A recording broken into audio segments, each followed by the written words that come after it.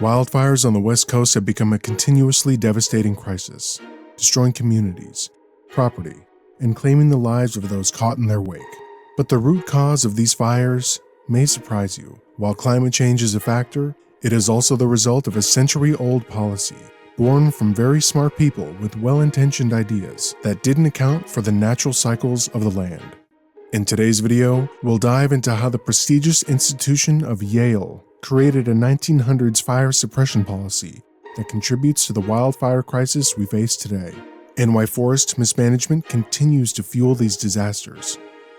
In the early 1900s, the US government was worried about the destructive power of wildfires in America, and to counteract this, they introduced a sweeping policy to prevent them. This policy was spearheaded by a group of graduates from the Yale School of the Environment, who believed that the forest needed to be protected both from human development and natural events like fires. The man responsible for these policies was a man named Gifford Pinot, one of these Yale graduates and the first head of the U.S. Forest Service. Gifford's fire suppression policies aimed to shield the land from human activity, especially logging, and from fire itself. The belief was that fire, like logging, was a threat to the landscape. However, these well-meaning policies ignored one critical factor. Wildfires are a natural part of the ecosystem. Without fire, forests can't regenerate properly, and most critically, they can become overgrown. Certain pine trees actually rely on wildfires to thrive, and due to these policies, they began to decline. Like the knobcone pine, which requires fire to release their seeds. The heat from a fire burns off the thick resin of the pine cone, allowing the seeds to fall. Fires also create a rich soil for new growth. They remove obstructions to sunlight for the lower canopy, and they can also contribute to regeneration. The shortleaf pine can regenerate by resprouting after a fire, because these trees have an extensive root system that store nutrients for quick sprouting. But if a fire is too severe, like the ones we have today, it can be hard for these trees to grow back. As decades passed, fire suppression left forests increasingly overgrown. Without smaller, controlled fires to clear the underbrush, the forest became a ticking time bomb. And by the 1990s, the consequences became clear. Massive wildfires began to rage out of control.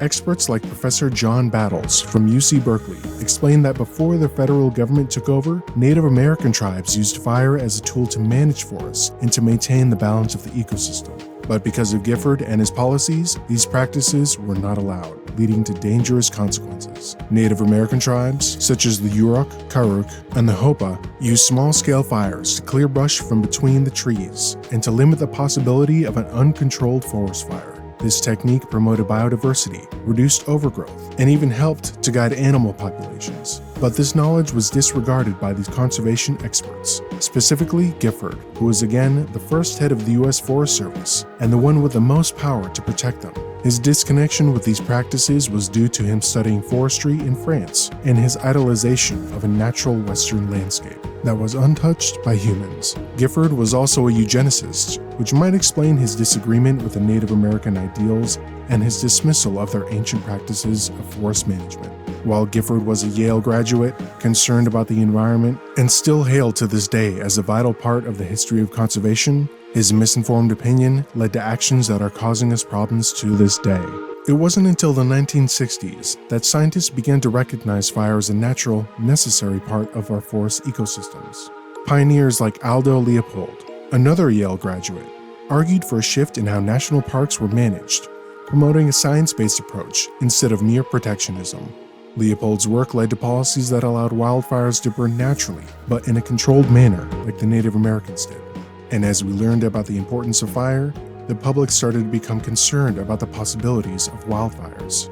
Fast forward to today, and we find ourselves facing an unprecedented wildfire crisis. The forests, left unmanaged for decades, are now loaded with fuel, dry underbrush, and trees ready to catch fire. Combined with climate change, which has created hotter, drier conditions, these forests are ready to burn and do so every year.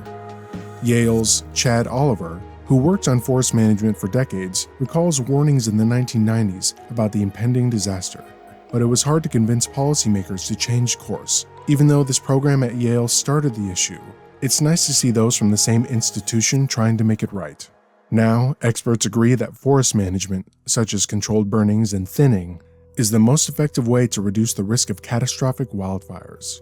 But until we invest more in better forest management, these fires will only get worse. Every year, firefighters risk their lives to save our communities, and it's time we invest more in preventing these fires before they start. So what's the solution? While many people continue to research better ways to manage these fires, it's clear that the path forward will require us to learn from history, embrace science, and rethink our approach to wildfire prevention. If you're passionate about the environment, consider supporting better forest management efforts and policies to help protect our land. Thank you for watching, and if you found this video insightful, please make sure to like, share, and subscribe. And let us know your thoughts on wildfire management in the comments below. Please stay safe, stay informed, and I hope you guys liked the video. Thank you so much.